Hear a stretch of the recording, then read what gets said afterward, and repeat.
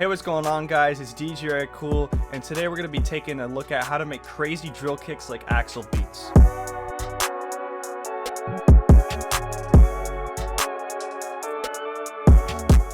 So before, we do anything, listen to some AXL Beats, man. Like, just so you know what we're working with. The sound I'm going to be going for mainly is something like Easy by Rich the Kid or Wetty by 504 or the Wetty remix by Kevin Gates, whichever one you guys listen to. But, go listen to some songs like that if you have never heard an AXL Beat, because this is not going to help you if you don't know who AXL Beats is. Alright, so now that you guys know who AXL Beats is, I'm going to play what I made so far. This is 2 loops from one of my upcoming loop kits here. It's unreleased, so you guys are getting some, some special sauce. So I'll play what we're working with.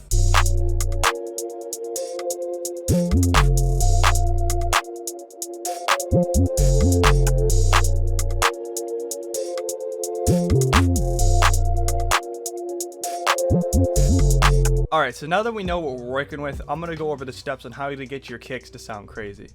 So first, you're going to want to pick a good kick. You don't want to pick some shitty kick that is weak as hell, because that's not going to help you at all.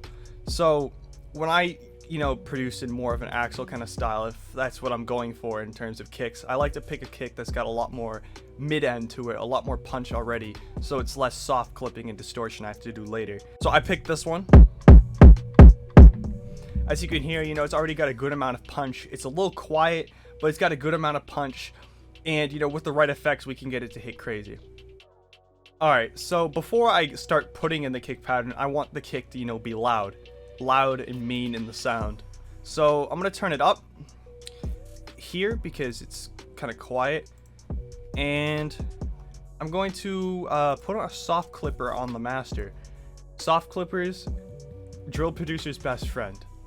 Use soft clipper. I love soft clipper. And I'm gonna turn up the track volume for the kick as well. I'll turn it up here. We can see how it sounds, and I'll just put in some kicks here, some basic kind of sounding kicks, just to see if it sounds good or not.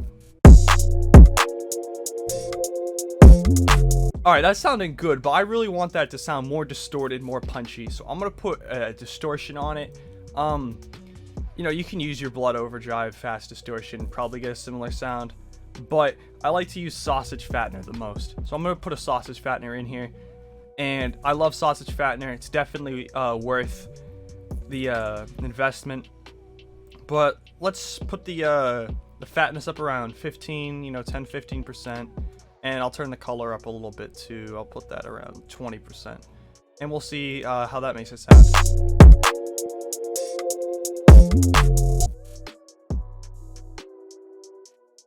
Okay, so after a few adjustments, I got it the way that I like it. So let's start putting in our kicks for real. This is kind of like a standard kind of pattern, so I'm just gonna copy this over and fill up 8 bars, and we can add in more crazy stuff as we go along. Okay, so a safe place to put your kicks in this second bar is from here to here. So anything in here will fit good with the bounce of drill. Anything from here to here usually doesn't work. There are exceptions. There was a Pop Smoke song, Dreamin', that had a kick here, and it worked. But I'm just saying in general, those are where your trap kicks go, and that's why drill and trap will sound different. I'm going to go ahead and I'm going to make some, kind of crazy kick stuff and explain to you guys what I did.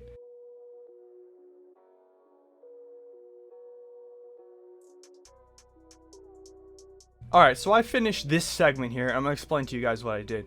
So what I did here is I actually added in a kick roll. I talked about hi-hat rolls before, but you can also do kick rolls too. You're probably not going to want them to be as crazy as your hi-hat rolls, because the kick packs a lot more oomph than your hi-hat does. But here and there they actually sound really good. And I adjusted the velocity so it goes down like do-do-do-do. It kind of goes down and pops back up and adds a really cool bounce, and I added a kick here. So I'll play that for you guys. So as you could hear there, the velocity definitely plays a main factor in giving it the bounce. So make sure you mess with your velocity on the kicks and find something that fits the bounce of your beat that you're going for now. Alright, so I'm going to move on to the second section here, and I'm going to do the same thing. I'm going to add some stuff in, and then I'll explain to you guys what I did.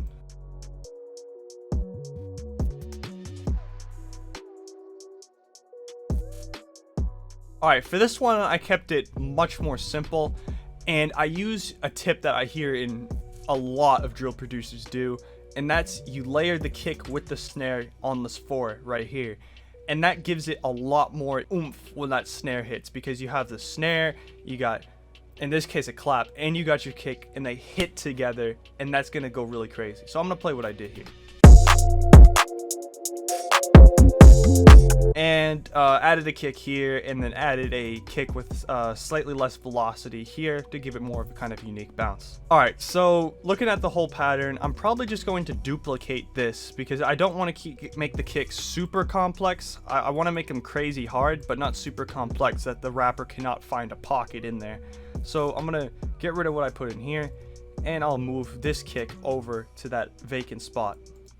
And now we can focus on this last 2-bar segment here of kicks, and more specifically this segment over here, because I always like to have my last segment, whether it be, you know, bar 4 or bar 8, I like that to go craziest in terms of kicks and hats and 808s and whatnot, because I really think it builds a lot of energy which gets released when it comes back to your 1, like when it loops back around. So I'm gonna go kind of crazy on this, you know, a little more crazy than what I've been doing right now, and I'll explain to you guys what I did in a couple seconds.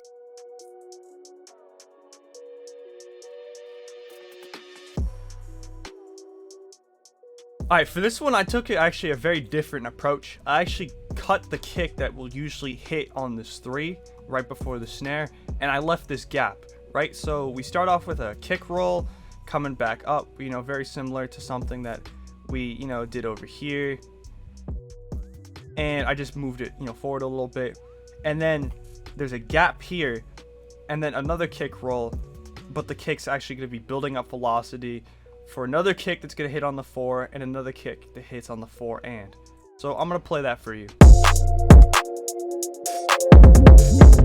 So as you can hear, there's a lot of added bounce from the removal of that kick on the 3 right before the snare.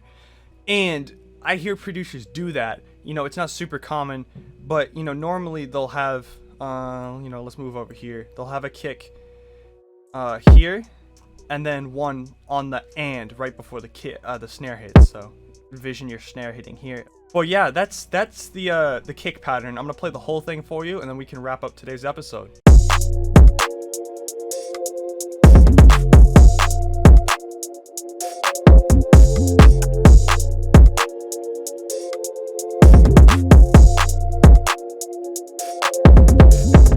Okay, so that's the full kick pattern that I made today for you guys in the style of AXL Beats, plus adding a good amount of my own sauce and own stuff that I do to it.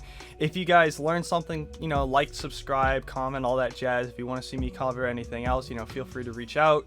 And if you guys want to get inspired to make drill beats, I just dropped this new drill loop kit. It's 100% free last week. I'm going to put a link to that in the description. It's got 10 free loops that you guys can use, and you don't need to pay anything for it. So yeah, that's it, and I'll see you guys later.